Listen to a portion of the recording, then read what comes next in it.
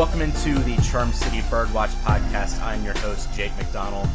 And this past weekend, we had, the NFL wild card games. And after all that, we're going to dive into some of the discussion about what happened over this past weekend before we take a look at the upcoming divisional games this weekend. Here to break it all down, two of the writers for CharmCityBirdwatch.com, Tyler Feaser and Nolan McGraw. You can find them on Twitter at Tyler_Feaser and Nolan at Nolan_MCG. So before we dive into this, certainly as far as the wild card games go, very underwhelming weekend of football. I mean, we kind of expected a little bit for the games to kind of be, with the wild card games, the teams that didn't win their divisions. We certainly knew it could have been possibly a very quiet weekend of football, but really, the Texans and Raiders game, the Raiders are on their third-string quarterback, and the Texans had a struggling quarterback in Brock Osweiler. He certainly not that much of an exciting game there. Matt Stafford with a broken finger hindered his play, and really he was the entire Lions team this season. They got blown out by the Seahawks 26-6. Second-string quarterback once again, the Dolphins going up to Pittsburgh to take on a red-hot Steelers team that's now won 8 straight. They get blown out 30-12, and really the big shocker was the Packers defeating the Giants 38-13. Really, I mean, after this, the home games, I looked at this. The home teams defeated the away teams in this weekend, 121-45, which really spoke out to the division winners. But when I looked at, this was really an underwhelming weekend of football on all levels. When really, they played 4 games this weekend, each decided by 10 or more points. And then on the other hand of it, we have all these games, and the two big things that people want to talk about right now are, number one, Joey Porter getting arrested last night, the Steelers' assistant coach, and then number two, the Giants receivers partying down in Miami last week, that they've gotten heavily scrutinized for their performance yesterday. So, Nolan, we're going to start with you. What did you take away from this weekend? Well, like you said, it was really underwhelming. I was surprised to see that the Raiders and Texans game was the most exciting in terms of closeness and score. But yeah, other than that, it was just, I didn't really watch all the games the whole way through. It was just really boring, to be honest. Yeah, I agree with Nolan in the fact that the Raiders and the Houston and Oakland game was probably the best game and the most exciting game to watch because of its closeness. But I wouldn't consider it a shock that the Packers won, but I would consider it a surprise at how they won. They looked just unbelievable in their win, and it looks like even without Jordy Nelson, they might be able to knock off Dallas next week. So, like you said, it was just like a poor weekend of football, honestly. But it was at least nice to watch some really meaningful games. And I think as bad as this past week was, I think it might be that good this week with only one game potentially being a blowout. So we'll just have to see. I want to get your guys' opinion on the playoff seeding. I've heard, especially with the games this weekend, the Houston Texans hosted a playoff game. But really, it goes to show the mediocrity of the NFL. Really, you have the teams that got the byes, the Chiefs, the Cowboys, the Patriots, and the Falcons. It all finished with, great records. They won their divisions respectfully. But there are, a few 5 or 6 great teams in the NFL, and then the rest of the NFL was mediocre and poor. And we saw certainly the Dolphins really, they played 4 games against playoff teams that made the playoffs. They played 2 against New England. They played the Steelers and the Seahawks. They won one of those games against Pittsburgh in the regular season. You had the Raiders were the exception of this because of their injury to Derek Carr. Had he been healthy, they probably would have won their division. Probably would have won this game altogether. And then obviously you had the Lions, who probably shouldn't have been in the playoffs, and then the Giants, who, if you look at it, they finished 11-5, so they weren't bad by any means, but really, because of the fact that they had Dallas in their division, that certainly hurt them, even though they did finish 11-5, like mentioned. But based on what we saw this weekend, should the NFL possibly reconsider how they're going to seed the playoffs? Because 12 teams make it, and right now, with how mediocre the NFL is overall with teams and how play has been, with the ratings been down this season, Tyler, I'll start with you. Do you think this is an issue with what we saw this past weekend and all these blowouts? I think it's an issue, but I don't think that they should change anything when it comes to the playoffs. I think 12 teams is perfectly fine. You look at some other years, you look at the Giants and even the Ravens coming from the 6th seed to winning a Super Bowl. I think it's absolutely needed. It just depends on how hot teams get. I think the issue the past couple of years has been with the collective bargaining agreement changing. You're basically not allowed to prepare as much in the preseason anymore, and that's resulting in poor play on the field.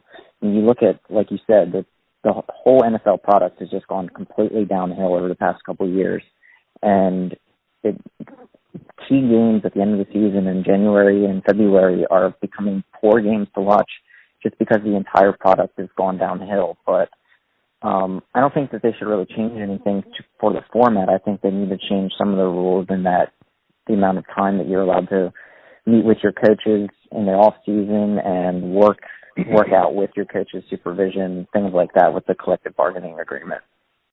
Nolan, I'll go to you. This next question I have, do you like the way the seeding is now in terms of division, or would you rather have the home teams that host these playoff games go by record? And if that would have happened this year, the Raiders would have hosted the Texans, and then the Giants would have hosted. I mean, they would have had a home playoff game just based on Seattle finished 10-5-1, and then the Giants finished 11-5. So do you think they should still have 6 teams per conference, but do it by record, or do it by the division winners? I wouldn't change anything, to be honest. I don't see any need to change anything, like Tyler said. And if I'm being honest, I think this year is kind of a outlier in the whole grand scheme of things. And really, it's kind of just the AFC side. I mean, the NFC side is pretty exciting, if you ask me. The AFC side is just, you've got the quarterback issues and all that, but, I mean, I wouldn't really change anything. I want to get your guys' take. We'll start with Nolan on this one, on the Giants receivers. Of course, after they won their game against the Redskins in the final week of the regular season, a bunch of the Giants receivers, with the exception of one of them, I'm just pulling up his name real quick, but anyway, Tavares King. Every Giants receiver except for him went down to Miami on a boat last week, took some pictures, hung out with Justin Bieber. The pictures were all over social media, put up by Victor Cruz, which I thought surprising because he's the veteran leader of the group. Anyway, we certainly saw yesterday a bunch of drops. Eli Manning finished the game 23 of 44 for a touchdown, 299 yards altogether with a pick. Just real quickly, Odell Beckham, 4 receptions for 28 yards, and he had 11 targets. Sterling Shepard, the rookie, he had 4 receptions for 63 yards for 9 targets. So he had 5 balls go to him that weren't caught. Beckham Jr. had 7 balls that went to him that weren't caught.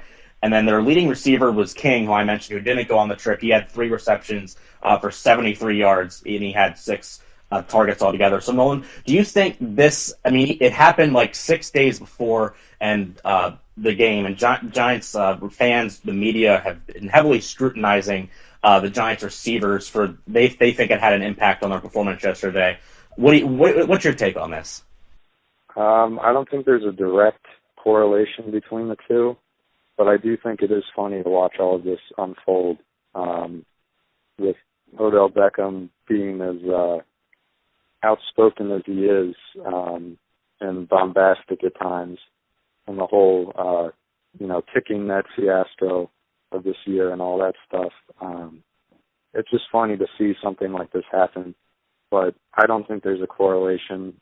He's got to catch that stuff, though. I mean, watching it was frustrating yesterday. I mean, there were some really easy catches that he just flat out dropped. But to say that it's connected to something that happened on Monday, was it Monday? I think, yeah, it was Monday, I believe, and I believe they came back either Monday night or Tuesday. I just don't see a big connection in that. But if I was Eli Manning, I might be a little, disappointed that they were concerned with going on a trip than getting right in the practice facility. But is that the direct reason? I don't think so. I'm with Nolan. I don't think that there is a correlation there.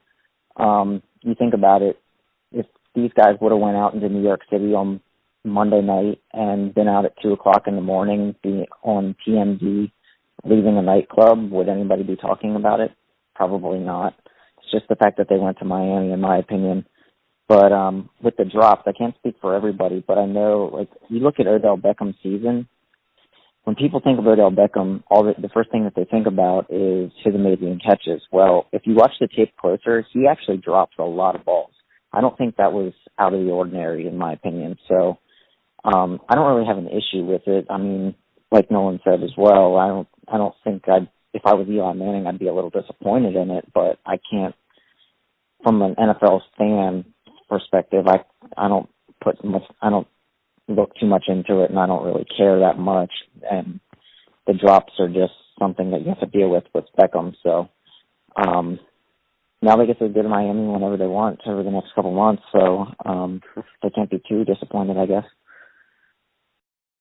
Moving ahead now, we're going to dive into the divisional game, which starts ahead next Saturday with 2 games then and 2 games on Sunday. So what we're going to do is just going to kind of go around a little bit. It'll start with me. We'll go to Nolan, and then we'll go to Tyler for each rotation. We're not going to give picks here because we're going to do a column on CharmCityBirdwatch.com, kind of like we did last week, which will have a little blurb from each of us on each game with a pick. So we're not going to give out picks now, but we'll discuss each of the 4 games. So the first game coming up on Saturday at 4:30 is the Seahawks, who defeated the Lions on Wild Card Weekend, traveling to Atlanta, who's seeded number 2 in the NFC. These teams squared off earlier in the season in Seattle, where the Seahawks picked up a victory that was actually very controversial with a pass interference where the Falcons were driving down, trying to catch up at the end of the game that wasn't called. Seahawks won that game, but they're going to have to travel all the way across the country to the Falcons, the Georgia Dome. Could be the last game in the Georgia Dome, depending. If the Falcons were to win, and then the Cowboys were to win, it would indeed be the last game in the Georgia Dome. So this game, it's kind of interesting because, the Seahawks offense has struggled all season, but then again, when they had opportunities when the Giants weren't scoring, the Lions weren't scoring the other night, they certainly had their opportunities to put points on the board, and they blew out the Lions. But they've been a completely different team on the road this year, and part of me kind of thinks this game might be close, but part of me also thinks that, if Matt Ryan can overcome his playoff struggles, if he overcomes that in the past, and really the highest scoring offense in the NFL this year, if they come out and ball like they have been doing all season, part of me says this game has blowout potential for him. Nolan, what are your thoughts? Yeah, I like what you said there. The thing for me is these are 2 really good teams, obviously. Atlanta, having the home field advantage shouldn't be ignored. They are a 5-point favorite at home, and, with that whole thing. But for me, Seattle could be considered a favorite just because of their playoff experience. The leaders on offense and defense, and their head coach. This is a team that is built for the playoffs, in my opinion. They're there every year. They're good for a couple wins in the playoffs every year, and to me, they're always a threat to make the Super Bowl, honestly. And like you said, Matt Ryan a little unproven in the playoffs so far in his career. So who knows? This one should be exciting though. Yeah, I agree with what you guys said. I'm anxious to see how the officiating is this week with this game. Like you said, the end of the game in Seattle earlier this season was decided in the hands of the officials. So they seem to always get hometown calls when it's in Seattle. So I'm anxious to see how the officiating lets the defensive backs work on the wide receivers this week. But another thing that shouldn't be overlooked is Seattle went to New England earlier this year in a primetime game and did beat New England with Tom Brady. So, like Nolan said, this team is built for big-time games and big moments, so it wouldn't shock me at all if they did come out and win.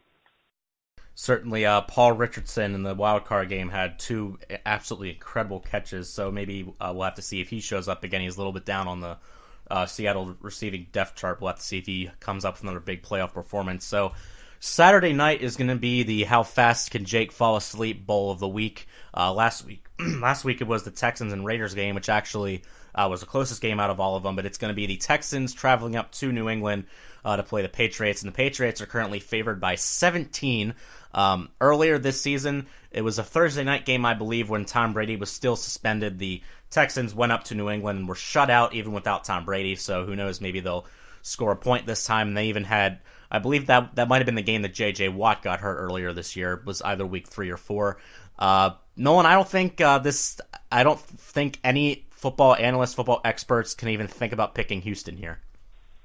No, I wouldn't bet on them. But you know what? I'm gonna go with a little bit of a controversial take here, and say that I think the Texans really do have a shot this weekend, if I'm being honest. The way they played on defense against Oakland, I know it was, a third-string quarterback. You know, it's not, a high-powered offense in Oakland. But the way they played on defense was a three interceptions. They do have the number one defense in the league. They really, but they really impressed me in this wild card game. And I think, you got to play the games. You can't just, send the winner on to the next round without playing the games. So anything could happen. Definitely the Patriots should be favorites. But, I mean, if this, Houston defense can get a big turnover at a key point in the game and keep it close, anything can happen. Yeah, it's certainly for Houston. It's certainly been nice to see that defense perform, especially with former number one overall pick. I think it was 2014, Jadeveon Clowney. He's certainly been coming on this year after spending the first 2 seasons of his career basically injury-plagued on and off injured reserve. Tyler, do you see the Texans having a hard fight in this one and coming down to the end, or do you think it's going to be a blowout? If I had to put money on it, I'd say it's going to be a blowout, but I would not be surprised at all if it is close. You got to remember, Bill O'Brien comes from the Bill Belichick coaching tree, so I guarantee you the players are going to want to get him a win against his ex-boss this weekend. You think, how many times do playoff teams, they just get completely trashed like Houston's going to be this week, and everybody's going to count them out? Well, the players hear that. They're going to want to prove everybody wrong. So I could see them coming out and making it a little bit closer than what everybody expects, but I still would bet on it being a blowout. Moving on to Sunday, the first game, 1:05, the Steelers traveling to Kansas City to take on the Chiefs. The Steelers earlier this season, on October 2nd, Sunday Night Football defeated the Chiefs 43-14, but this time it's going to be in Arrowhead, which, as we know, is one of the toughest places in the NFL to play. Certainly the Steelers, they certainly look unstoppable right now over the past, we've seen Ben Roethlisberger, who actually left the game on a walking boot, but he says he just aggravated a fracture that he suffered earlier in his career. He's going to play. The boot's just precautionary, so he's going to be fine. Le'Veon Bell and Antonio Brown look absolutely unstoppable right now. The Dolphins had no answer for either of them, as many teams have not had an answer for them, especially late in the season. The Steelers have won 8 straight games, but I believe it was either I don't have the exact numbers correct, but the Chiefs last season started off either 1-4 or 1-5, I believe, and since then they've gone something along the lines of 21-4. So they've really, especially the last 2 seasons, gotten their act together. Last year in the playoffs, they went to Houston and won their first playoff game in almost 2 decades, and then went to New England and lost to the Patriots. So this time, they making the playoffs again, and they certainly have a number of playmakers on offense. Alex Smith certainly not necessarily a high-octane quarterback, but keeps you in games, and their defense is not anything to joke around with either. So, really, I mean, this game, I could see this game being the closest one of the weekend. The Steelers have won 8 straight, but we know, especially this year, they're not the exact same team on the road. Of course, it got better as the season went on. But playing in Arrowhead, going to be a tough task. But this game, I think this game might be the game of the week. Nolan, what are your thoughts? Yeah, I agree. This is the one I'm looking forward to this week. It's hard to bet against the Steelers at this point just because of how well they're playing, and they really are just coming together at a perfect time for their season. But like you said, Kansas City at home, that's no joke. Alex Smith smart with the football. Everyone likes to feel like him and Flacco are kind of similar in the sense that people like to question their I don't want to use the word eliteness because that's just stupid. But they like to question really how good they are. But Alex Smith is, he takes care of the football and he wins games. So, I mean, that's all that matters to me. So certainly I'm not counting out Kansas City. I always favor the home team, I guess, to some extent, especially in the playoffs. I really don't know who to pick in this one. It could go either way. Absolutely. It's definitely going to be the best game of the week. Two really well-coached teams. And I do think that this is probably going to be one of the more low-scoring games. I wouldn't be surprised if the winner scores no more than 20 points here. And that could be Pittsburgh. I mean, they could have a good offensive day and just only put up 20 points, which is a good day most days. But for Pittsburgh's offense, that's not a lot at all.